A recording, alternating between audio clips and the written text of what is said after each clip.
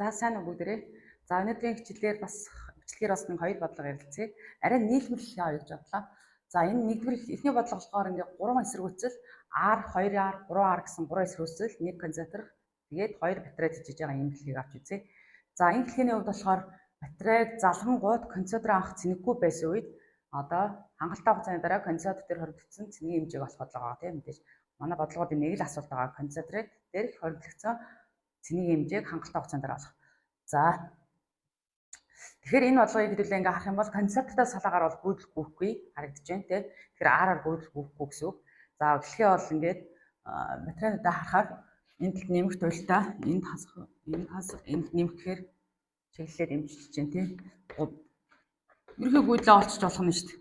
10E батарейд жижиг гэсэн үг. 10E хуваах нь 5R гэсэн үг тийм. 5R гэсэн үг. 2E хуваах нь R гэсэн гүйдэл үүж юм гэсэн үг. За конденсатор дээр хоригдсон цэнгийн хэмжээг олохын тулд бид нар энэ хоёр цэгийн хоорондох потенциалын зүрэг олох хэрэгтэй байдаг байхгүй. Тэгжээж бид нар их хамжаар нөлөөлөх хэрэгтэй байгаа юм тийм. Тэгтэл энэ цэгийн потенциал мэддэхгүй байна. Энэ цэгийн потенциал ч гэсэн мэддэхгүй байна. P2 гэж. За одоо хэлэхэд дээр хэлхээний цэгийн потенциал арга ашиглая тийм. Энэ батарейны хасах туйл ер нь одоо энэ хэлхээний бодлого одохдоо хамгийн том батарейны хасах туйлыг тэг потенциалтай гэж үзчих болно. Тэгэхээр энэ P2 бол 0 гэсэн үг тийм. За тэгэхээр энэ цэгийн потенциал юу байх нь вэ? Энэ батарейны хувьд учраас 6E батарей учраас 6E гэсэн. Тэгвэл одоо энэ цэгийн потенциал хэдвэ гэдгийг олохын тулд гүйдэлгүйгээд хэдэн хүчтэй унсан байдгийг 2R дээр унж байгаа хүчтлийн хэмжээг нь олъё. Юу 2R? 2E хувахан R эсэргүүцлийн хэмжээ нь 2R гэхээр үржүүлээ. R-аар-та хурааглаа 4E.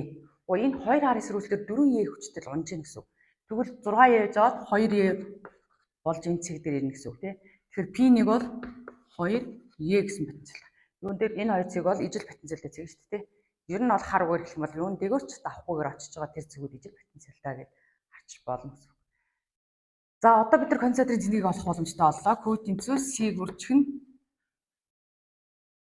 E 2E 0 гэсэн потенциалын зүрхээр 2CE гэсэн. 2CE. Энэ концентрийн цэнийг хангалттай хугацаанд дараа ийм байх нэ.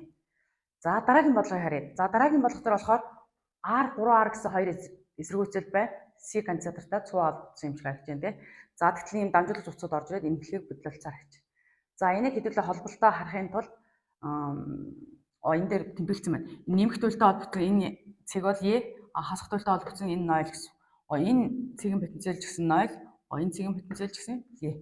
Ингээд харах юм бол эсэргүүцэл конденсатор энэ 3 буруулаад зэрэгцээ холбосон юм хэлхий байна тийм.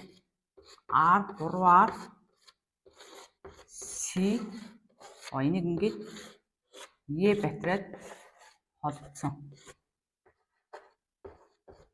Тэгэхээр ингэж харж олч. Ингүүл конденсатор дээр цэнийг бол ойлгомжтой байна.